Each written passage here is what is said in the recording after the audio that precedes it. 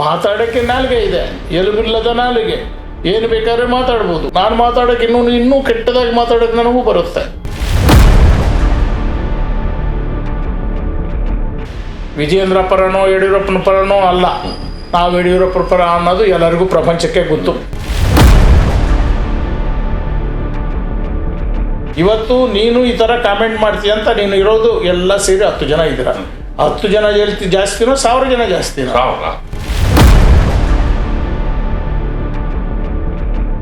ಯಡಿಯೂರಪ್ಪನವ್ರ ಮುಂದೆ ನಾವೆಲ್ಲ ಸಣ್ಣವು. ಅವ್ರ ವಿರುದ್ಧ ಯಾರ್ಯಾರು ಮಾತಾಡ್ತಾರೆ ಅವ್ರಿಗೆ ನೈತಿಕತೆ ಇಲ್ಲ, ಅವ್ರಿಗೆ ಯೋಗ್ಯತೆನೂ ಇಲ್ಲ ಅವ್ರ ಹತ್ರ ಮಾತಾಡಿ.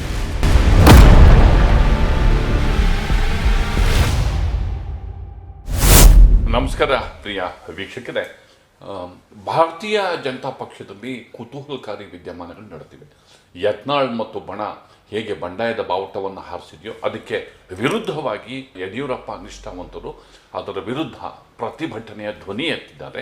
ಇದು ಬಿಜೆಪಿನಲ್ಲಿ ಒಂದು ದೊಡ್ಡ ವಿದ್ಯಮಾನಕ್ಕೆ ಕಾರಣ ಆಗಿದೆ. ಈ ಪ್ರತಿಭಟನೆಯ ಗುಂಪಲ್ಲಿ ಪ್ರಮುಖವಾಗಿ ಕಾಣಿಸಿಕೊಂಡಿರುವ ಪ್ರಭಾವಿ ನಾಯಕ ಮಾಜಿ ಮಂತ್ರಿ ಕಟ್ಟ ಸುಬ್ರಹ್ಮಣ್ಯ ನಾಯ್ಡು ಅವರು ತಮ್ಮದೇ ಆದ ರೀತಿಯಲ್ಲಿ ಈ ವಿದ್ಯಮಾನವನ್ನು ವಿಶ್ಲೇಷಣೆ ಮಾಡಿದ್ದಾರೆ. ಅವರೀಗ ನಮ್ಮ ಜೊತೆಗಿದ್ದಾರೆ. ಕಾರ್ಯಕ್ರಮಕ್ಕೆ ಸ್ವಾಗತ ಸರ್, ನಮಸ್ಕಾರ. ನಿನ್ನೆ ನಮ್ಮ ಮನೆಯಲ್ಲಿ 18 ಜನ ಹಿಂದಿನ ಶಾಸಕರು ನಾವು ಸಭೆ ಸೇರಿ ಸಾಮೂಹಿಕವಾಗಿ, ಯಾರ್ದೋ ಒಬ್ಬರ ನೇತೃತ್ವ ಅಲ್ಲ, ನಾವು BJPಯ ನೇತೃತ್ವ, ನಮ್ಮ ನೇತೃತ್ವ ಅಲ್ಲ, ಇಲ್ಲಿ ನಡೀತಾ ಇರುವಂಥ ವಿದ್ಯಮಾನಗಳನ್ನು ಕಳೆದ 1 ವರ್ಷದಿಂದ ನೋಡ್ತಾ ಇದ್ದೀವಿ. ಪಕ್ಷಕ್ಕೆ ಯಾರು ಕೊಡುಗೆ ಏನು, ಯಾರು ಪರಿಶ್ರಮ ಏನು ಅನ್ನೋದು ಮೊದಲು ಲೆಕ್ಕ ಹಾಕ್ಕೋಬೇಕು. ನಾವು ಕಾರ್ಯಕರ್ತರಾಗಿರೋರು, ನಾಯಕರಾಗಿರೋರು, ಈ ಪಕ್ಷದವನ್ನು ಕಟ್ಟಿದವರು ಯಾರು, ಇದನ್ನು ಬೆಳೆಸಿದವರು ಯಾರು. ದಕ್ಷಿಣ ಭಾರತದಲ್ಲಿ ಭಾರತೀಯ ಜನತಾ ಪಾರ್ಟಿ ಇರಲಿಲ್ಲ. ಅಂಥ ಸಂದರ್ಭದಲ್ಲಿ ಬಡ ನಾಯಕರು ಅಂದರೆ ದೊಡ್ಡ ದೊಡ್ಡ ನಾಯಕರು ಆಂಧ್ರದಲ್ಲಿದ್ದರು, ತಮಿಳುನಾಡಲ್ಲಿದ್ದರು, ಕೇರಳದಲ್ಲಿದ್ದರು. ಆದರೆ ಅಲ್ಲಿ ಪಕ್ಷ ಕಟ್ಟಕ್ಕೆ ಯಾರ ಕೈಲೇ ಸಾಧ್ಯ ಆಗಿಲ್ಲ. ಆದರೆ ನಿರಂತರ ಯಡಿಯೂರಪ್ಪನವರ ಹೋರಾಟದಿಂದ, ರೈತರ ಪರವಾದ ಧ್ವನಿಯಿಂದ 24 ಗಂಟೆ ಮನೆಯನ್ನು ಬಿಟ್ಟು, ಮಂದಿಯನ್ನು ಬಿಟ್ಟು 16 ವರ್ಷಗಳ ಕಾಲ ಅವರು ಈ ರಾಜ್ಯದಲ್ಲಿ BJPಯನ್ನು ಅನಂತಕುಮಾರ್ ಅವರ ಜೊತೆಯಲ್ಲಿ, ಇತರ ಪ್ರಮುಖರ ಜೊತೆಯಲ್ಲಿ ಸೇರಿ ಪಕ್ಷವನ್ನು ಕಟ್ಟಿ ಬೆಳೆಸಿದ್ದಾರೆ. ಮುಂಚೂಣಿಯಲ್ಲಿ ಯಡಿಯೂರಪ್ಪನವರ ಕಾಣಿಕೆ ಅಪಾರವಾದದ್ದು, ಅದು ಬೆಲೆ ಕಟ್ಟಲಿಕ್ಕೆ ಸಾಧ್ಯವೇ ಇಲ್ಲ. ಆ ರೀತಿ ಇವತ್ತಿನ ದಿವಸಗಳಲ್ಲಿ ಯಾರೂ ಕೂಡ ಪಕ್ಷದ ಸಂಘಟನೆಯನ್ನು ಬೆಳೆಸುವ ದಿಕ್ಕಿನಲ್ಲಿ ಕೆಲಸ ಮಾಡ್ತಾ ಇಲ್ಲ. ವೈಯಕ್ತಿಕವಾಗಿ ಸ್ವಾರ್ಥಕ್ಕೋಸ್ಕರ ತಾನೇನೋ ಆಗಬೇಕು ಅಂತೇಳಿ ಕೆಲವರು ಮನಸ್ಸಿನಾಗಿ ಇಟ್ಕೊಂಡು ಬೇರೆಯವ್ರನ್ನ ದೂಷಣೆ ಮಾಡೋದು ಸರಿಯಲ್ಲ. ಯಾಕೆ ಸರ್, ಯಾಕೆ ಆ ಥರ ಒಂದು ಮನಸ್ಥಿತಿ ಡೆವಲಪ್ ಆಗಿದೆ? ಈಗ ನಿನಗೆ ಸ್ವಾರ್ಥ ಬಂದರೆ, ನಿನ್ನ ಕುಟುಂಬದಲ್ಲಿ 10 ಜನ ಸದಸ್ಯರಿದ್ದಾರೆ, ನಿನಗೆ ಸ್ವಾರ್ಥ ಬಂದರೆ ಎಲ್ಲರ ಮೇಲೆ ದೂರದೇ ನಿನ್ನ ಉದ್ದೇಶ. ಕುಟುಂಬ ಒಡೆದೋಗುತ್ತೆ ಅಂತ. ಹೌದು. ನಿಮ್ಮ ಕುಟುಂಬದಲ್ಲಿ ನಿಮ್ಮ ಅಪ್ಪ ಮನೆಗೋಸ್ಕರ ದುಡಿದಿರ್ತಾರೆ, ನಿಮ್ಮ ಚಿಕ್ಕಪ್ಪ ದುಡಿದಿರ್ತಾರೆ, ಯಾರೋ ಬರ್ತಾರೆ ಇವತ್ತು, ಅವರು ಬಂದ್ಬಿಟ್ಟು ನಾವು ಅಂತ ಹೇಳೋಕ್ಕೆ ಶುರು ಮಾಡ್ತಾರೆ. ಆವಾಗ ಕುಟುಂಬದಲ್ಲಿ ಕಲಹ ಪ್ರಾರಂಭ ಆಗುತ್ತೆ. ಯಾರು ಪಕ್ಷಕ್ಕೋಸ್ಕರ ದುಡಿದಿದ್ದಾರೆ ಅವರೆಲ್ಲರನ್ನ ನಾವು ಸ್ಮರಿಸ್ಕೋಬೇಕು, ಜ್ಞಾಪಕ ಇಟ್ಕೋಬೇಕು, ಅವ್ರಿಗೆ ಗೌರವ ಕೊಡಬೇಕು, ಅವ್ರನ್ನ ಜೊತೆಯಲ್ಲಿ ಇಟ್ಕೋಬೇಕು, ಅವ್ರ ಜೊತೆಯಲ್ಲಿ ಪಕ್ಷವನ್ನು ಕಟ್ಟಬೇಕು. ಯಾರು ಸರ್ ಇಲ್ಲಿ BJPನಲ್ಲಿ ಯಾರು ಆ ಥರ ಮಾತಾಡ್ತಾರೆ? ಈಗ ಸೇರಿರೋ ಹೆಸರುಗಳು ತಮಗೆ ಬಹಿರಂಗವಾಗಿ ಗೊತ್ತಿದೆ. ಅವರು ಬಹಿರಂಗವಾಗಿ ಮಾಧ್ಯಮದ ಮುಖಾಂತರ ಕೂಡ ಬಂದಿದ್ದಾರೆ. ಇಷ್ಟು ದಿವಸ ನಾವು ತಾಳ್ಮೆಯಿಂದ ಕೂತ್ಕೊಂಡಿದ್ವಿ. ಇವತ್ತು ಸರಿ ಹೋಗುತ್ತೆ, ನಾಳೆ ಸರಿ ಹೋಗುತ್ತೆ, ಹಿರಿಯರು ಸರಿಪಡಿಸ್ತಾರೆ ಅಂತ ಸುಮ್ಮನೆ ಇದ್ವಿ. ಬರ್ತಾ ಬರ್ತಾ ಇದು ವಿಕೋಪಕ್ಕೆ ಹೋಗ್ತಾ ಇದೆ. ಈಗ ನೀನು ಮನೆಗೆ ದುಡಿದಿರ್ತೀಯ, ನಿಮ್ಮ ಮಗನೇ ನಿನ್ನನ್ನು ಬೈಯಕ್ಕೆ ಶುರು ಮಾಡಿದ್ರೆ, ನಿನ್ನ ಅಣ್ಣನೇ ನಿನ್ನ ತಮ್ಮನೇ ನಿನ್ನ ಬೈಯಕ್ಕೆ ಶುರು ಮಾಡಿದ್ರೆ, ನಿನ್ನ ಬಂಧು ಬಳಗಕ್ಕೆ ನೋವಾಗಲ್ವಾ? ನಿನ್ನ ಹಿತೈಷಿಗಳಿಗೆ ನೋವಾಗಲ್ವಾ? ಆ ನೋವು ಆಗಬಾರ್ದು. ಎಲ್ಲರೂ ಒಂದಾಗಿ ಒಟ್ಟಾಗಿ ಇಡೀ ರಾಜ್ಯದಲ್ಲಿ ಪಕ್ಷವನ್ನು ಕಟ್ಟಬೇಕು.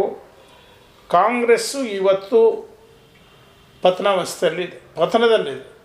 ಯಾವುದೇ ಕಾರಣಕ್ಕೆ ಇನ್ನು ಮುಂದೆ ಕರ್ನಾಟಕದಲ್ಲಿ ಭಾರತೀಯ ಜನತಾ ಪಾರ್ಟಿ ಬಿಟ್ಟರೆ ಕಾಂಗ್ರೆಸ್ ಬರೋಕ್ಕೆ ಸಾಧ್ಯವೇ ಇಲ್ಲ.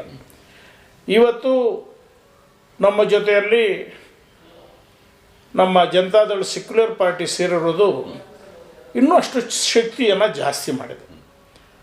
ಅವ್ರದ್ದೇ ಜಾಸ್ತಿ ಗೆಲ್ಲಕ್ಕೆ ಆಗದೇ ಇದ್ದರೂ ಕೂಡ ಅವರು ನಾವು 19,000 ತೆಗೆದುಕೊಂಡು ಅವ್ರು 1,000 ತೊಗೊಂಡ್ರೆ 20,000 ಬಂದರೆ ನಾವು ಗೆಲ್ತೀವಿ ಅಂತ ಒಂದು ಅಂದಾಜು ಇಟ್ಕೊಳ್ಳೋಣ.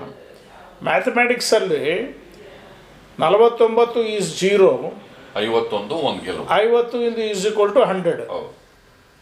ನಿಮಗೆ ಸಿಂಪಲ್ ಮ್ಯಾಥಮೆಟಿಕ್ಸ್. ಅವ್ರದ್ದು ಎರಡೇ ಸಂಖ್ಯೆ ಗೆಲುವೇ ಸೋಲು ಸೋಲೆ ಅಂತ ಅವ್ರ ಕಾರಣಕ್ಕೆ ನಮಗೆ ಅಗತ್ಯತೆ ಇದೆ. ಅವರು ನಮ್ಮ ಜೊತೆಗೆ ಇರಬೇಕು. ಅವರು ನಾವು ಸೇರಿ ಪಕ್ಷವನ್ನು ಕಟ್ಟಬೇಕು. ಇವರು ಸಮ್ಮಿಶ್ರ ಸರ್ಕಾರವನ್ನು ಮುಂಬರುವ ದಿವಸಗಳಲ್ಲಿ ರಚನೆ ಆಗಬೇಕು. ಎಲ್ಲ ಕಾರ್ಯಕರ್ತರಿಗೂ ಕೂಡ ಅವಕಾಶ ಸಿಗಬೇಕು. ಅಂದರೆ ಈಗೇನು ತಾವು ಎಕ್ಸ್ಪ್ಲೈನ್ ಮಾಡ್ತಿದ್ದೀರಿ, ಆ ಒಂದು ಪ್ರಯೋಗ ಕರ್ನಾಟಕದಲ್ಲಿ ಏನು ರಾಜಕೀಯ ಪ್ರಯೋಗ ಬಿಜೆಪಿ JDS ನಡೀತಿದೆ, ಈ ಪ್ರಯೋಗಕ್ಕೆ ಯತ್ನಾಳು ಮತ್ತು ಅವರ ಕಂಪನಿ ಅಡ್ಡಿ ಮಾಡ್ತಿದೆಯಾ? ನ್ಯಾಚುರಲ್ ಆಗಿ ಅವರ ಅಭಿಪ್ರಾಯಗಳನ್ನು ವ್ಯಕ್ತಪಡಿಸೋದಕ್ಕೆ ಒಂದು ವೇದಿಕೆ ಇದೆ. ಪಕ್ಷ ಅನ್ನೋದಿದೆ, ಹೈಕಮಾಂಡ್ ಅನ್ನೋದಿದೆ. ಬಹಿರಂಗವಾಗಿ ಮಾತಾಡೋದ್ರಿಂದ ಪಕ್ಷಕ್ಕೆ ಸರ್ ಹೀನಾಯವಾದ ಟೀಕೆ ಸರ್. ಯತ್ನಾಳ್ ಅವರು 1,000 ಕೋಟಿ ಕೋವಿಡ್ ಅಲ್ಲಿ ಹೊಡೆದಿದ್ದಾರೆ, ವಿಜೇಂದ್ರ ಮತ್ತು ಈ ತರ ನೇರವಾಗಿ ಹೆಸರಿಡಿದು ಮಾನಸಿಕ ಹಿಂಸೆಗೆ ಗುರಿಪಡಿಸುವಂತ ಸ್ಟೇಟ್ಮೆಂಟ್ಸು. ಈಗ ಅವರ ಆ ಪ್ರವೃತ್ತಿಯನ್ನು ಅವರು ಬಿಡಬೇಕು. ಆ ಪ್ರವೃತ್ತಿಯನ್ನು ಬಿಡದೇ ಇದ್ದರೆ ಅವ್ರ ಬಗ್ಗೆನೂ ಕೂಡ ಮಾತಾಡೋಕ್ಕೆ ನೂರೆಂಟಿರ್ತವೆ. ಅಂಥ ಪ್ರವೃತ್ತಿಗಳನ್ನು ಬೆಳೆಸ್ಕೊಳ್ಳೋದು ಜನ ಒಪ್ಪೋದಿಲ್ಲ, ಪಾರ್ಟಿ ಕಾರ್ಯಕರ್ತರು ಒಪ್ಪೋದಿಲ್ಲ. ಅವ್ರು ಮಾತಾಡ್ಬೋದು, ಮೀಡಿಯಾ ಇದೆ, ಜೋರಾಗಿ ಮಾತಾಡಿದರೆ ಎಲ್ಲ ನನ್ನನ್ನು ಒಪ್ಕೊಂಡ್ಬಿಡ್ತಾರೆ ಅಂತೇಳಿ.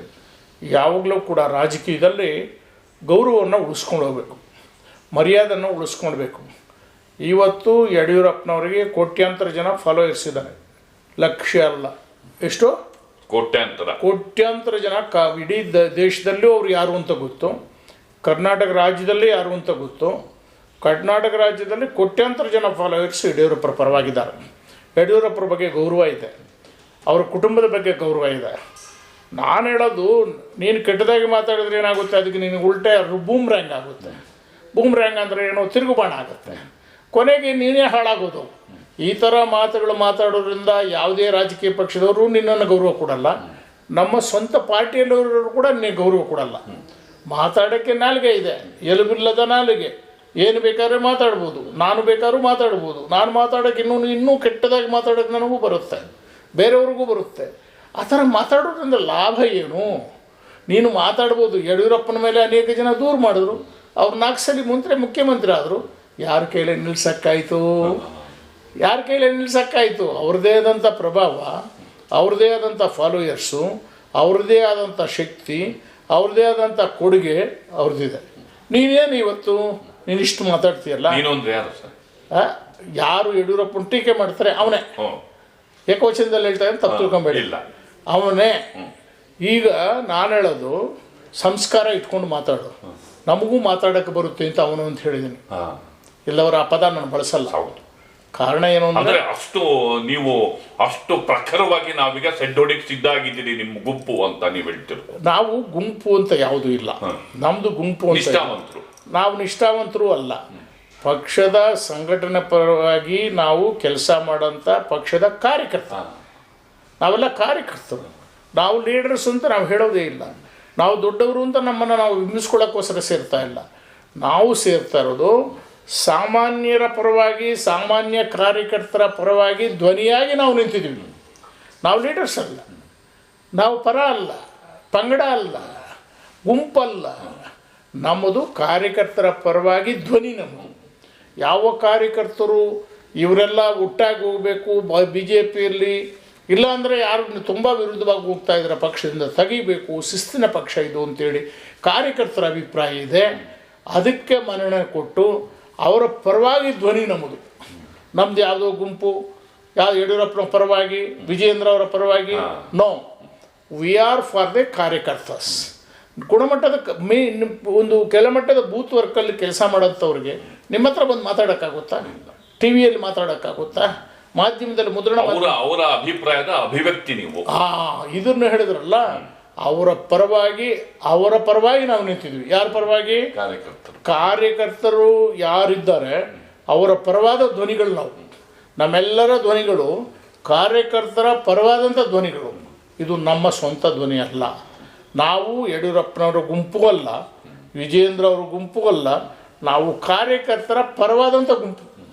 ಅವ್ರು ಮಾತಾಡ್ತಾ ಇರೋದು ವೈಯಕ್ತಿಕವಾದಂಥ ಆರೋಪಗಳು, ವೈಯಕ್ತಿಕವಾಗಿ ಅವಮಾನ ಮಾಡೋದು, ನೀಚವಾಗಿ ಮಾತಾಡೋದು. ಇದರಿಂದ ಈ ರಾಜ್ಯದಲ್ಲಾಗಲಿ ಇಡೀ ದೇಶದಲ್ಲಾಗಲಿ ಈ ಮಟ್ಟಕ್ಕೆ ಮಾತಾಡಿರೋಂಥವ್ರು ಯಾರೂ ಮೇಲ್ಮಟ್ಟಕ್ಕೆ ಹೋಗಲಿಲ್ಲ.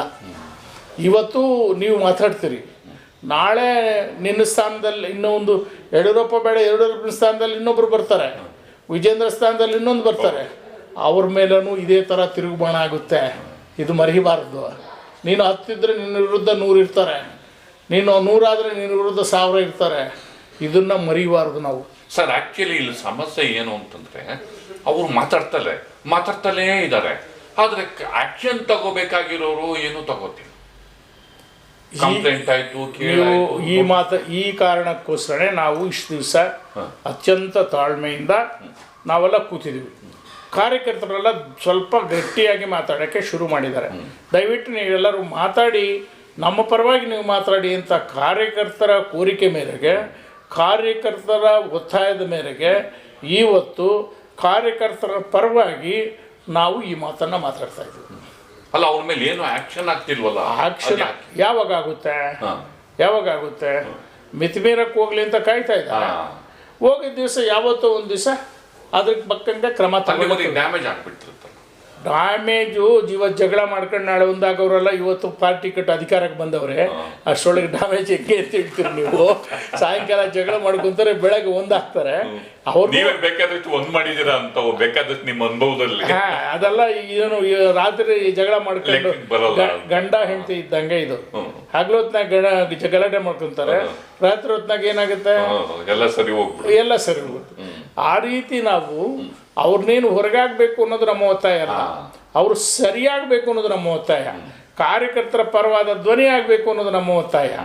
ಅವ್ರದ್ದೇನಾದ್ರು ಕಷ್ಟ ಇದ್ದರೆ ಭಾರತೀಯ ಜನತಾ ಪಾರ್ಟಿ ಆಫೀಸ್ ಇದೆ, ಅಲ್ಲಿಗೆ ಬರಲಿ, ಎಲ್ಲರಿಗೂ ಕರೆ ಕೊಡಲಿ. ಅಲ್ಲಿ ಸಂಪರ್ಕ ಇರೋರು ಮಸ್ತಾಗಿದ್ದಾರೆ, ಅವ್ರ ಕಷ್ಟ ಹೇಳಲಿ. ಹೈಕಮಾಂಡ್ ಅವರು ಇಲ್ಲಿ ಬರ್ತಲೇ ಇರ್ತಾರೆ, ಅವ್ರ ಪರವತ್ರ ಹೋಗಿ ಹಿಂಗೆ ನಡಿಬೇಕು ಅಂತ ಅವ್ರ ಕಂಡೀಷನ್ ಹೇಳಲಿ, ಅವರು ಸುಧಾರಣೆ ಮಾಡ್ತಾರೆ. ಅದು ಬಿಟ್ಟು ನೀನು ಮೀಡಿಯಾಗೋಸ್ಕರ ಪಬ್ಲಿಕ್ಕಲ್ಲಿ ಕೆಲವು ದಿವಸಗಳಕ್ಕೋಸ್ಕರ ಇದನ್ನು ಮಾತಾಡಿದರೆ ಕೊನೆಗೆ ನಷ್ಟ ಆಗೋದು ನಿನಗೆ. ಅದರಲ್ಲಿ ಕೆಲವು ನಾಯಕರು ಮಾತಾಡಿಕೊಂಡು ಕಾಂಗ್ರೆಸ್ಸಿನ ಕುಮ್ಮಕ್ಕಿದೆ ಅವರಿಗೆ ಅನ್ನೋ ಮಾತನ್ನು ಕೂಡ ಹೇಳಿದ್ದಾರೆ. ನನಗೆ ಕಾಂಗ್ರೆಸ್ಸು ಪ್ರತಿ ಸಲ ಈ ಥರ ಸುಳ್ಳು ಆರೋಪಗಳನ್ನು ಹೇಳೋಕ್ಕೆ ನಾನು ಇಷ್ಟಪಡಲ್ಲ. ನಾವು ಜೆಂಟಲ್ಮ್ಯಾನ್ ಆಗಿ ನಡ್ಕೋಬೇಕು. ನಾವು ಇವರು ಎತ್ಕಟ್ಟಿದ್ದಾರೆ, ಅವರು ಎತ್ಕಟ್ಟಿದ್ದಾರೆ, ನೋ, ಅದನ್ನು ನಾವು ಹೇಳೋಕ್ಕೆ ಇಷ್ಟಪಡಲ್ಲ. ನಮಗೆ ಆ ಮಾಹಿತಿನೂ ಇಲ್ಲ. ನಾವು ಹೇಳೋದು ಕಾರ್ಯಕರ್ತರು ತುಂಬ ನೊಂದ್ಕೊಂಡಿದ್ದಾರೆ. ಸುಮ್ಮನೆ ಅಧಿಕಾರಕ್ಕೆ ಬರೋ ವಿಚಾರವನ್ನು ಮನಸ್ಸಿನಾಗಿ ಇಟ್ಕೋಬೇಕು. ಕಾಂಗ್ರೆಸ್ ವಿರುದ್ಧ ಇವತ್ತು ಜನ ಆಕ್ರೋಶಗೊಂಡಿದ್ದಾರೆ. ರೇಷನ್ ಕಾರ್ಡ್ಗಳನ್ನು ಇವತ್ತು ರದ್ದು ಮಾಡಿದ್ದಾರೆ. ಇವತ್ತು ಬ್ಯಾಕ್ವರ್ಡ್ ಕ್ಲಾಸ್ ವಿದ್ಯಾರ್ಥಿಗಳಿಗೆ ಇದು ಮಾಶಾಸನ ಏನು ಸ್ಕಾಲರ್ಶಿಪ್ ಕೊಡ್ತಾ ಇದ್ರು, ಅದು ಕೊಡ್ತಾ ಇಲ್ಲ. ಎಲ್ಲ ಸಮುದಾಯಗಳಿಗೆ ಕೂಡ ಎಲ್ಲ ಸಮುದಾಯಗಳು ಏನೇನು ಹಣವನ್ನು ಕೊಟ್ಟಿದ್ರು ಎಲ್ಲವನ್ನು ಕೂಡ ಕಟ್ ಮಾಡಿದ್ದಾರೆ. ಈ ವಕ್ಫ್ ಬೋರ್ಡ್ ವಿಚಾರ ತಗೊಂಡು ರೈತರಿಗೆ ಆತಂಕ ಮಾಡಿದ್ದಾರೆ. ಅದು ನಿಜ ಇರೋದನ್ನು ತರಬೇಕು. ಅದನ್ನು ಸೃಷ್ಟಿ ಮಾಡಿದ್ದು ಸೃಷ್ಟಿಕರ್ತರು ಇವರೇ, ನಾವಲ್ಲ. ಕಾಂಗ್ರೆಸ್ನವರು ಚುನಾವಣಾ ಒಂದು ಲಾಭಕ್ಕೋಸ್ಕರ ಇದನ್ನು ಸೃಷ್ಟಿ ಮಾಡಿರೋದು. ಕೊಟ್ಬಿಡ್ತಾರೆ ಹೋಗಲಿ. ಈಗ ಇವು ನೋಟಿಸ್ಗಳನ್ನು ಕೊಟ್ಟವರಲ್ಲ, ಈ ಜಮೀನನ್ನು ವಕ್ಫ್ ಬೋರ್ಡ್ ಅವ್ರಿಗೆ ಕೊಡ್ತಾರಾ? ಖಂಡಿತ ಕೊಡಲ್ಲ. ವಕ್ಫ್ ಬೋರ್ಡಲ್ಲಿ ನ್ಯಾಯವಾಗಿ ನಡೀತಾ ಇದೆಯಾ? ವಕ್ಫ್ ಬೋರ್ಡ್ ದುಡ್ಡನ್ನು ತಿಂದು ತೇಗಿರುವಂಥವ್ರು ಪ್ರಭಾವಿ ನಾಯಕರು ಇದ್ದಾರೆ ಇಲ್ಲಿ, ಇವತ್ತಿಗೂ ಜೀವಂತವಾಗಿದ್ದಾರೆ. ಕೆಲವರು ಸತ್ತೋಗಿದ್ದಾರೆ, ಕೆಲವರು ಕಬಳಿಸಿದ್ದಾರೆ. ವಕ್ಫ್ ಬೋರ್ಡ್ ಆಸ್ತಿ ಆ ದೇವರದು ಅಲ್ಲಂದು. ಅದನ್ನು ಬಿಟ್ಟು ಇವರು ಈ ಆಸ್ತಿ ಇದು ದುರುಪಯೋಗ ಕೇವಲ ಕರ್ನಾಟಕದಲ್ಲ, ಇಡೀ ಭಾರತ ದೇಶದಲ್ಲಿ ದುರುಪಯೋಗ ಆಗಿದೆ. ಭಾರತೀಯ ಜನತಾ ಪಾರ್ಟಿ ಏನು ಹೇಳುತ್ತೆ, ನೀವು ಇದರನ್ನು ಸರ್ಕಾರ ಹತೋಟಿಗೆ ಅಲ್ಲಿ ಇರಬೇಕು. ಇದರಲ್ಲಿ ವಕ್ಫ್ ಬೋರ್ಡ್ ಸದಸ್ಯರು ಮುಸ್ಲಿಮಾನರು ಇರಲಿ, ಹಿಂದೂಗಳು ಇರಲಿ. ಅದೇ ಈಗ ವಕ್ಫ್ ವಿಚಾರನ ಹೇಳಿದ್ರು, ಸಂಘಟಿತ ಹೋರಾಟ ಅಂತ. ಆದರೆ ಈ ಸಂಘಟಿತ ಹೋರಾಟ ಅನ್ನೋದಕ್ಕೆ ತದ್ವಿರುದ್ಧವಾಗಿ ವಿಜೇಂದ್ರ ಅವರ ಹೋರಾಟ ಒಂದು ಕಡೆ ಆಗುತ್ತೆ, ಇದನ್ನು ಪ್ರತ್ಯೇಕವಾಗಿ ಮತ್ತು ಪರ್ಯಾಯವಾಗಿ ಹೋರಾಟ ನಾವು ಮಾಡ್ತೀವಿ ಅಂತ ಯತ್ನಾಳ್ ಹೇಳ್ತಾರೆ. ಎಲ್ಲೋ ಒಂದು ಕಡೆ ಪಕ್ಷ ಸಂಘಟನೆಗೆ ಇದು ಹೊಡೆತ ಕೊಡುತ್ತಲ್ವಾ. ಹೀಗಾಗಿ ಇದು ನೀವು ಪ್ರತಿಭಟನೆ ಮಾಡೋ ಭರಾಟೆನಲ್ಲಿ ಪಕ್ಷದಲ್ಲೇ ಬಿರುಕಿರೋದು ಈ ಒಂದು ಹೋರಾಟದಲ್ಲಿ ವ್ಯಕ್ತ ಆಗುತ್ತಲ್ವಾ, ಅಲ್ವಾ ಸರ್? ಅವನ್ನ ಮುಚ್ಚಿಸಬೇಕು ಅನ್ನೋದೇ ನಮ್ಮ ಉದ್ದೇಶ. ಅದಕ್ಕೋಸ್ಕರನೇ ನಾವು ಸೇರಿರೋದು. ಈಗ ಒನ್ ಸೈಡೆಡ್ ಆಗಿದೆ. ಏನಾಗಿದೆ, ಅವ್ರು ಹೇಳಿದ್ದೆ ಕರೆಕ್ಟು, ನಮ್ಮ ಮಟ್ಟಕ್ಕೆ ವಾತಾವರಣ ನಿರ್ಮಾಣ ಆಗಿದೆ. ನಾವು ಕಾರ್ಯಕರ್ತರ ಪರವಾಗಿ ಯಾರು ಮಾತಾಡ್ತಾ ಇಲ್ಲ ಅನ್ನೋದು ನಮ್ಮ ಬಾಧೆ. ವಿಜೇಂದ್ರ ಪರನೋ ಯಡಿಯೂರಪ್ಪನ ಪರನೋ ಅಲ್ಲ, ನಾವು ಯಡಿಯೂರಪ್ಪನ ಪರ ಅನ್ನೋದು ಎಲ್ಲರಿಗೂ ಪ್ರಪಂಚಕ್ಕೆ ಗೊತ್ತು. ನಾವು ಇವತ್ತಲ್ಲ, ಕಳೆದ 30 ವರ್ಷದಲ್ಲಿ ಯಡಿಯೂರಪ್ಪನ ಪರವಾಗಿದ್ದೀವಿ. ಇವತ್ತು ಇದ್ದಕ್ಕಿದ್ದಂಗೆ ನಾನು ಬೇರೆ ಆಗೋಕ್ಕೆ ಸಾಧ್ಯ ಇಲ್ಲ. ನಾವು ಯಡಿಯೂರಪ್ಪ ಅಂತಂದ್ರೆ ನಮ್ಮ ದೇವ್ರ ಸಮಾನ. ನಾವು ನಿಜ ಯಡಿಯೂರಪ್ಪನ ಪರವಾಗಿದ್ದೀವಿ. ಏನು ತಪ್ಪೇನಿದೆ? ತಪ್ಪೇನೆ. ನನಗೆ ರಾಜಕೀಯ ಒಂದು ಭಿಕ್ಷೆ ಕೊಟ್ಟವರು, ನಮ್ಮನ್ನು ಬೆಳೆಸಿದವರು. ಅವ್ರ ಕಷ್ಟದ ದಿನಗಳಲ್ಲೂ ನೀವು ಅವ್ರ ಜೊತೆ, ಹೌದು, ಕಷ್ಟದಕ್ಕೂ ಆಗಿದ್ದೀವಿ, ಅವರು ನಮ್ಮ ಕಷ್ಟಕ್ಕೂ ಆಗಿದ್ದಾರೆ. ಪರಸ್ಪರ ನಾವು ನಮ್ಮನ್ನೇ ಒಳ್ಳೆ ಗೌರವ ಸ್ಥಾನಮಾನ ಕೊಟ್ಟಿದ್ದಾರೆ. ಅವರು 60th ಬರ್ತ್ಡೇ ಮಾಡಿದ್ವಿ. ಆ ಟೈಮಲ್ಲೂ ಇದೇ ತರ ಟರ್ನಿಂಗ್ ಪಾಯಿಂಟ್ ಅದು. ಅವರಿಗೆ ಬದುಕನ್ನು ಕೊಟ್ಟಿದ್ದೇ ಆ ಸಮಾವೇಶ. ಆವತ್ತು ಕೂಡ ಇದೇ ರೀತಿ ನೀವು ಆ ಸಮಾವೇಶ ಇಲ್ಲದೆ ಹೋಗಿದ್ರೆ ಅವರ ಅಸ್ತಿತ್ವವೇ ಇರಲಿಲ್ಲ. ಇವತ್ತು ಕೂಡ ಅಂಥದ್ದೇ. ಆವತ್ತು ಕೂಡ ಯಡಿಯೂರಪ್ಪನ ಮೈಸೂರಿಂದ ಬೆಂಗಳೂರು ತನಕ ಪಾದಯಾತ್ರೆ ಮಾಡಕ್ಕೆ ಬಿಟ್ಟಿಲ್ಲ. ಅಂಥ ಸಂದರ್ಭದಲ್ಲಿ ನಾನು ಮತ್ತು ಇನ್ನೂ ಕೆಲವು ಪ್ರಮುಖರು, ನಾನು ಒಬ್ಬನೇ ಅಂತ ಹೇಳೋದಿಲ್ಲ, ಕೆಲವರು ಸೇರಿ 100 ಜನ ಸ್ವಾಮೀಜಿಗಳು ಬಂದಿದ್ದರು. ವಾಜಪೇಯಿ ಅವರು ಬಂದಿದ್ದರು. ಅವರನ್ನು, ಅವರ ವ್ಯಕ್ತಿತ್ವವನ್ನು, ಅವರ ಪರಿಶ್ರಮವನ್ನು ಜನರಿಗೆ ತಿಳಿಸುವಂಥ ಪ್ರಯತ್ನ ಮಾಡಿದ್ವಿ. ಅದು ಸಕ್ಸಸ್ ಆಯಿತು. ಇವತ್ತು ಕೂಡ ಅದೇ ರೀತಿ ಕಾಲಘಟ್ಟದಲ್ಲಿ ನಾವಿದ್ದೇವೆ. ಅದೇ ರೀತಿ ಕಾಲಘಟ್ಟದಲ್ಲಿ ಇದ್ದೀವಿ. ಕಾಲಘಟ್ಟ ಅಂದರೆ ಯಾರೂ ವ್ಯಕ್ತಿಪರವಲ್ಲ. ನಾವು ಯಡಿಯೂರಪ್ಪನವರ ಪರ ಅನ್ನೋದಕ್ಕೆ ಹೇಳೋದಕ್ಕೆ ಏನು ನನಗೆ ಸಂಕೋಚ ಇಲ್ಲ. ಯಾಕೆ ಸಂಕೋಚ ಪಡಬೇಕು? ಇದ್ದಿದ್ದೆ. ನೀವು ಉದಯ ಟಿವಿಯಲ್ಲಿ ಕೆಲಸ ಮಾಡ್ತಾ ಇದ್ರಿ. ನೀವು ಉದಯ ಟಿವಿಯಲ್ಲಿ ನನಗೆ ಅದಕ್ಕೆ ಸಂಬಂಧ ಇಲ್ಲ ಅಂತ ಹೇಳಕ್ ಸಾಧ್ಯನಾ? ಅನೇಕ ವರ್ಷಗಳ ಇಲ್ಲ ಅಂತ ಹೇಳಕ್ ಸಾಧ್ಯ ಆಗುತ್ತಾ? ನಾನು ಅದೇ ರೀತಿ ಯಡಿಯೂರಪ್ಪನವರ ಅನುಯಾಯಿಯೂ ಹೌದು, ಅವ್ರ ಶಿಷ್ಯನೂ ಹೌದು, ಅವರ ಸ್ನೇಹಿತನೂ ಹೌದು. ಶಿಷ್ಯ ಯಡಿಯೂರಪ್ಪನ ಶಿಷ್ಯಕ್ಕೆ, ಸಾಮಾನ್ಯ ಕಾರ್ಯಕರ್ತರಿಗೆ ಯಡಿಯೂರಪ್ಪ ಹೇಳ್ಕೊಟ್ಟು ಮಾಡಿದ್ವ? ನಿನ್ನೆ ಯಡಿಯೂರಪ್ಪ ಹೇಳ್ಕೊಟ್ಟು ಮಾಡಿಲ್ಲ, ವಿಜೇಂದ್ರ ಹೇಳ್ಕೊಟ್ಟು ಮಾಡಿಲ್ಲ. ಕಾರ್ಯಕರ್ತರ ಅಭಿಪ್ರಾಯದ ಮೇರೆಗೆ ನಿನ್ನೆ ಸೇರಿದ್ವಿ ನಾವು. ಸೊ ಹಾಗಾಗಿ ಮತ್ತೆ ಸೇರ್ತೀವಿ. ಮತ್ತೆ ಸೇರ್ತೀರಾ? ಹೌದು. ಮತ್ತೇನು ಆಕ್ಷನ್ ಪ್ಲಾನ್ ಎಕ್ಸ್ಪ್ಲೈನ್ ಮಾಡಿ ಸರ್? ಇದೇ ಸೇಮ್ ಎಲ್ಲ ಕಡೆ ಕಾರ್ಯಕರ್ತರಿಗೆ ಸಮಾಧಾನ ಮಾಡುವಂಥದ್ದು. ಈಗ ನಾವು ನಾಳೆ 29ನೇ ತಾರೀಕು ಕುರುಡಮಲೆಗೆ ಹೋಗ್ತೀವಿ, 30ನೇ ತಾರೀಕು ಚಾಮುಂಡಿಗೆ ಹೋಗ್ತೀವಿ. ಅಲ್ಲಿ ಕಾರ್ಯಕರ್ತರು ಯಾರಾದರೂ ಅವ್ರ ಕಷ್ಟ ಸುಖ ಹೇಳಿಕೊಂಡ್ರೆ ಅವರಿಗೆ ಸಾಂತ್ವನ ಹೇಳಿ, ನಾವೆಲ್ಲ ದೆಹಲಿಗೆ ಹೋಗಿ ಎಲ್ಲವನ್ನೂ ಸರಿ ಮಾಡ್ತೀವಿ ಅಂತೇಳಿ ಸಾಂತ್ವನ ಹೇಳಿ ಸಮಾಧಾನ ಮಾಡ್ತೀವಿ. ಮುರುಡೇಶ್ವರಕ್ಕೆ ಹೋಗ್ತೀವಿ. ನಾವು ಮಾಡಬೇಕು ಅಂತ ಯೋಚನೆ ಮಾಡಿದ್ವಿ. ಇಡೀ ರಾಜ್ಯದಲ್ಲಿ ಕಾರ್ಯಕರ್ತರಿಗೆ ಸಮಾಧಾನ ಹೇಳುವಂಥ ಅವಶ್ಯಕತೆ ಇದೆ. ಅದಕ್ಕೋಸ್ಕರ ನಾವು ಹೋಗ್ತಾ ಇದ್ದೀವಿ. ರಾಜ್ಯಾದ್ಯಂತ ಪ್ರವಾಸವನ್ನು ಮಾಡ್ತೀರಾ ನೀವು? ಸದ್ಯಕ್ಕೆ ಟೆಂಪ್ರವರಿಯಾಗಿ ಒಂದು ಮೂರು ಕಡೆ ನಾವು 3 ತಿಂಗಳು ಪ್ರವಾಸ ಮಾಡಬೇಕು ನಿಶ್ಚಯ ಮಾಡಿದ್ವಿ. ತದನಂತರ ವಿದ್ಯಮಾನಗಳೇನಾಗ್ತವೆ ನೋಡ್ತೀವಿ. ನಾವು ಕಾರ್ಯಕರ್ತರನ್ನ ಸಮಾಧಾನ ಮಾಡಬೇಕು, ಕಾರ್ಯಕರ್ತರನ್ನ ಒಟ್ಟು ಮಾಡಬೇಕು. ಅದರ ಜೊತೆಯಲ್ಲಿ ಕೆಲವು ಮೋರ್ಚಾಗಳಿದ್ದಾವೆ. ಉದಾಹರಣೆಗೆ ಯುವ ಇದೆ, ಬ್ಯಾಕ್ವರ್ಡ್ ಕ್ಲಾಸ್ ಮೋರ್ಚಾ ಇದೆ, SC ಮೋರ್ಚಾ ಇದೆ, ಮಹಿಳಾ ಮೋರ್ಚಾ ಇದೆ. ಇವೆಲ್ಲನೂ ಬಲ ತುಂಬಿಸಿ ಒಂದು ಹಿಂದೆ ನನ್ನ ನೇತೃತ್ವದಲ್ಲೇ 4 ಲಕ್ಷ ಜನನ ಬ್ಯಾಕ್ವರ್ಡ್ ಕ್ಲಾಸಸ್ನ ಸೇರಿಸಿದ್ವಿ. ಕಾರ್ಯಕ್ರಮ ಮಾಡಿದೆ. ಅದೇ ರೀತಿ ಕಾರ್ಯಕ್ರಮವನ್ನು ಒಂದು 2 ಲಕ್ಷ ಜನನ ಸೇರಿಸಿ ಪ್ಯಾಲೇಸಲ್ಲಿ ಬ್ಯಾಕ್ವರ್ಡ್ ಕ್ಲಾಸಸ್ ಸಮಾವೇಶವನ್ನು ಒಂದು ಮಾಡಬೇಕು ಅಂತ ನಿಶ್ಚಯ ಮಾಡಿದ್ವಿ. ಅದನ್ನು ಅಧ್ಯಕ್ಷರ ಗಮನಕ್ಕೆ ತರ್ತೀವಿ, ಕೇಂದ್ರ ನಾಯಕರ ಗಮನಕ್ಕೂ ತರ್ತೀವಿ. ಇದು ನಮ್ಮ ವೈಯಕ್ತಿಕ ಅಭಿಪ್ರಾಯ. ದಯವಿಟ್ಟು ತಾವು ಇದಕ್ಕೆ ಅನುಮತಿ ಕೊಡಿ, ನಾವು ಈ ಥರ ಕಾರ್ಯಕ್ರಮ ಮಾಡ್ತೀವಿ ಅಂತ ಹೇಳಬೇಕು ಅನ್ನೋದ ಕಾರಣಕ್ಕೋಸ್ಕರ ನಾವು ಈ ರೀತಿ ಕಾರ್ಯಕ್ರಮವನ್ನು ಹಮ್ಮಿಕೊಂಡ್ವಿ. ಈಗ ನೋಡಿ, ಒಂದು ಮೇಜರ್ ಡೆವಲಪ್ಮೆಂಟು ವಿಜೇಂದ್ರ ಅವರ ಪದಚ್ಯುತಿಗೇ ಆಗ್ರಹ ಪಡಿಸೋದಕ್ಕೆ ಸಿದ್ಧತೆಯನ್ನು ನಡೆಸಿದ್ದಾರೆ. ಯತ್ನಾಳ್ ಅವರು ಇದರ ಸುಳಿವನ್ನು ಕೊಡ್ತಿದ್ದಾರೆ. ಈಗ ವಿಜೇಂದ್ರ ಅವರು ಬದಲಾಗಬೇಕು ಅನ್ನುವ ಧ್ವನಿಯನ್ನು ಎತ್ತೋದ್ರ ಮೂಲಕ ಆ ಪಕ್ಷದಲ್ಲಿ ಒಂದು ರೀತಿಯಲ್ಲಿ ಭಾರೀ ರೀತಿಯ ಸಂಚಲನಕ್ಕೆ ಒಂದು ತಂತ್ರವನ್ನು ರೂಪಿಸಲಾಗಿದೆ. ಈ ಒಂದು ಘಟ್ಟಕ್ಕೆ BJP ಆಂತರಿಕ ವಿದ್ಯಮಾನ ತಲುಪಿದಾಗ ಆಗ ನಿಮ್ಮ ಸ್ಟ್ಯಾಂಡ್ ಏನಿರುತ್ತೆ, ಆಗ ನೀವೇನು ಮಾಡ್ತೀರ, ಅದ್ರ ಬಗ್ಗೆ ಹೇಳಿ. ಈಗ ಹೈಕಮಾಂಡ್ ಅನ್ನೋದು ಒಂದಿದೆ ನಮಗೆ. ಯಾವುದು ಹೈಕಮಾಂಡ್? ಹೈಕಮಾಂಡ್ ಏನು ಹೇಳಿದ್ರೆ ಅದಕ್ಕೆ ನಾವು ತಲೆ ಬಾಗ್ತೀವಿ. ಹೈಕಮಾಂಡ್ ಇವ್ರನ್ನ ತೆಗಿಲೇಬೇಕು ಅನ್ನೋಂಥ ಅಪರಾಧ ಏನಾದರೂ ಮಾಡಿದ್ರೆ, ಯಾರೋ ವಿಜೇಂದ್ರ ಸುಮ್ಮನೆ ತೆಗಿಯಕ್ಕೆ ಬರಲ್ಲ ಅಲ್ಲಲ್ಲ, ಅಂಥ ಅಪರಾಧ ಮಾಡಿದ್ರೆ, ಅಂಥ ವೈಫಲ್ಯ ಇದ್ದರೆ ತೀರ್ಮಾನ ಅವ್ರು ತೆಗೆದುಕೊಳ್ಳಿ, ಅದು ನಮಗೆ ತಿಳಿಸಲಿ.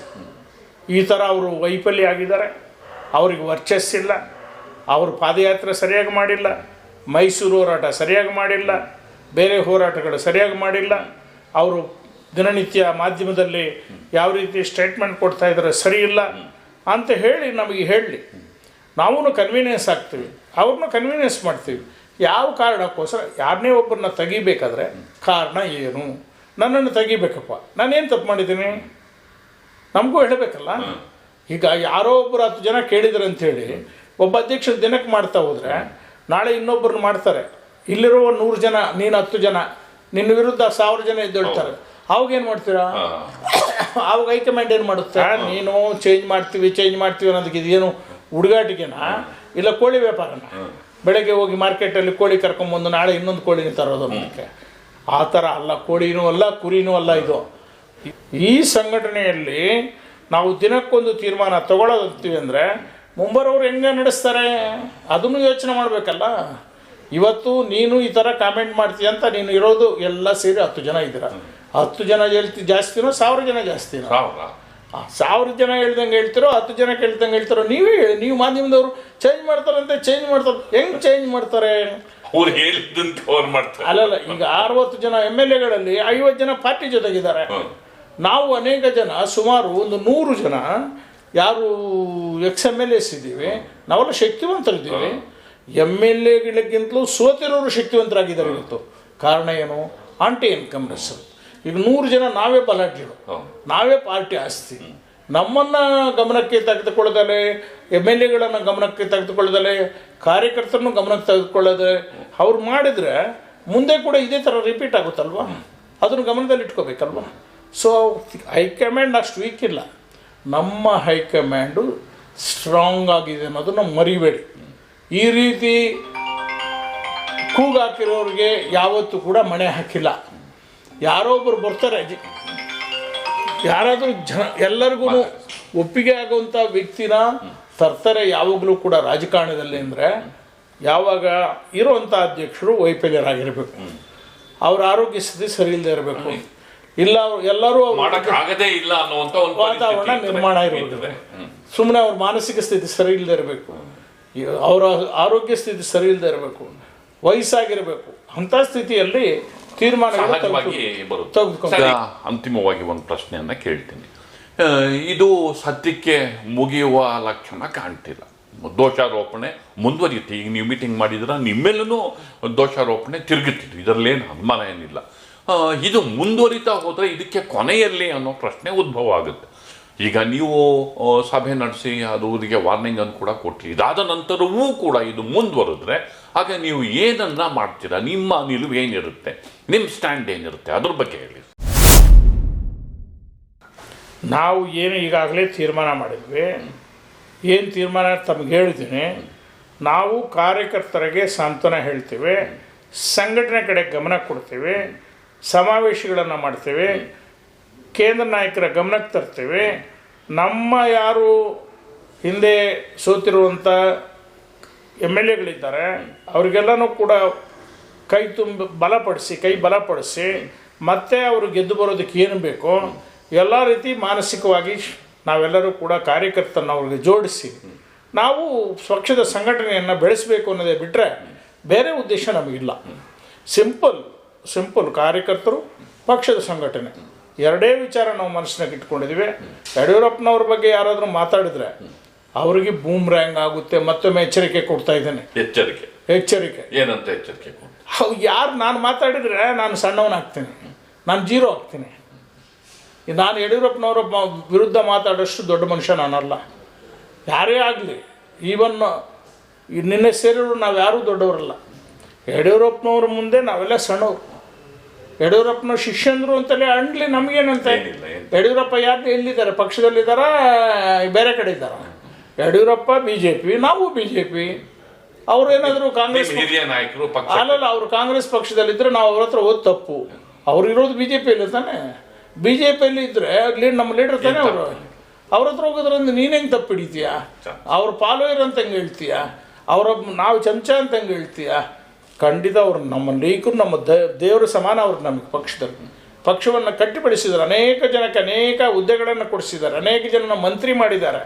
ಈ ರಾಜ್ಯದಲ್ಲಿ ಅನೇಕ ಸಂಸ್ಥೆಗಳಿಗೆ ಚೇರ್ಮನ್ಗಳನ್ನು ಮಾಡಿದ್ದಾರೆ. ಅವರ ಕೊಡುಗೆ ಅಪಾರ. ಅವರೊಂದು ಉದ್ಯಮಿಯಾಗಿದ್ದರೆ ಇವತ್ತು ಇಂಡಿಯಾದಲ್ಲೇ ನಂಬರ್ 2 ನಂಬರ್ 1 ಸ್ಥಾನದಲ್ಲಿರ್ತಾಯಿದ್ರು. ಅದೇ ಅದಾನಿ ಥರ ನಮ್ಮ ಅಂಬಾನಿ ಥರ ಅವರು ಬೆಳೀತಾಯಿದ್ರು. ಅಷ್ಟು ಬುದ್ಧಿವಂತರವರು. ಅವರು ಅವೆಲ್ಲವನ್ನು ಬಿಟ್ಟು ನನಗೆ ಯಾವುದು ಹಣ ಕಾಸು ಏನು ಬೇಡ, ನಾನು ಉದ್ಯಮಿ ಆಗಬೇಕಾಗಿಲ್ಲ, ಜನಕ್ಕೋಸ್ಕರ ನಾನು ನನ್ನ ಶಕ್ತಿ ಸಾಮರ್ಥ್ಯಗಳನ್ನು ಧಾರೆ ಎರಿತೀನಿ ಅಂತೇಳಿ ಈ ಪಕ್ಷಕ್ಕೋಸ್ಕರ. ಇದು ಪಕ್ಷ ಬಿ ಜೆ ಪಿ ಅನೇಕ ಜನರ ವಿರೋಧಿ ಪಕ್ಷ ಅಂತ ಎಲ್ಲರಿಗೂ ಗೊತ್ತು. ಅಲ್ಪಸಂಖ್ಯಾತರ ವಿರೋಧಿ ಅಂತ ಗೊತ್ತು. ಅದೇ ರೀತಿ ಕ್ರಿಶ್ಚಿಯನ್ರ ವಿರೋಧ ಅಂತ ಗೊತ್ತು. SC/ST ಒಂದು ಪಂಗಡ ವಿರೋಧ ಅಂತ ಗೊತ್ತು. ಇವೆಲ್ಲ ಗೊತ್ತಿದ್ದರೂ ಕೂಡ ಆ ಪಾರ್ಟಿನೇ ಹಿಡ್ಕೊಂಡು ಅದ್ರ ಪರವಾಗನೇ ಹೋರಾಟ ಮಾಡಿ ಆ ಪಾರ್ಟಿನೇ ಅಧಿಕಾರಕ್ಕೆ ತಂದಿದ್ದಾರೆ ಅಂತಂದರೆ ರೈತರ ಪರ.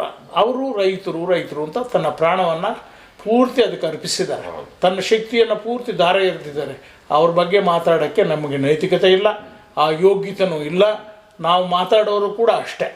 ಅವ್ರ ವಿರುದ್ಧ ಯಾರ್ಯಾರು ಮಾತಾಡ್ತಾರೆ ಅವರಿಗೆ ನೈತಿಕತೆ ಇಲ್ಲ, ಅವ್ರಿಗೆ ಯೋಗ್ಯತೆಯೂ ಇಲ್ಲ ಅವ್ರ ಹತ್ರ ಮಾತಾಡೋಕ್ಕೆ, ಅವ್ರ ವಿರುದ್ಧ ಮಾತಾಡೋಕ್ಕೆ.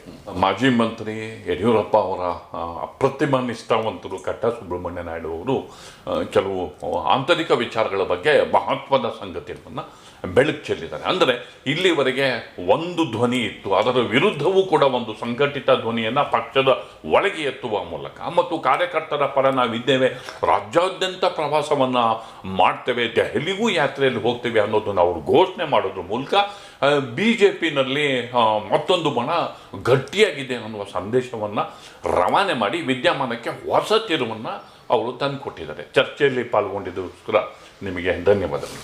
ನಮ್ಮ ನಾಯಕತ್ವ ಅಲ್ಲ, ಸಾಮೂಹಿಕ ನಾಯಕತ್ವದಲ್ಲಿ ಅವರು ಈ ಒಂದು ಬೆಳವಣಿಗೆಗಳಿಗೆ ಕಾರಣರಾಗಿದ್ದಾರೆ. ಒಟ್ಟಾರೆ ಚರ್ಚೆಯಲ್ಲಿ ಪಾಲ್ಗೊಂಡದಕ್ಕೆ ನಿಮಗೆ ಧನ್ಯವಾದಗಳು ಸರ್. ವೀಕ್ಷಕರಾದ ನಿಮಗೂ ಕೂಡ ಧನ್ಯವಾದಗಳು. ನಮಸ್ಕಾರ.